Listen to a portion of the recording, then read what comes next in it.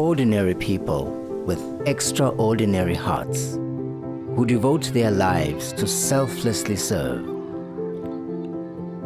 who inspire hope and courage, humility and compassion,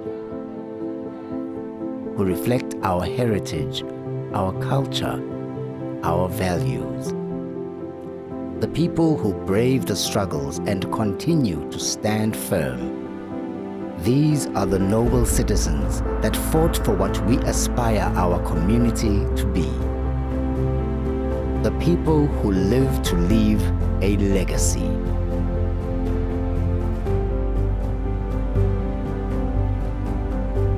Good evening, ladies and gentlemen. My name is Mthando Felisi. I would like to give you a warm welcome to the Herald Citizen of the Year Award.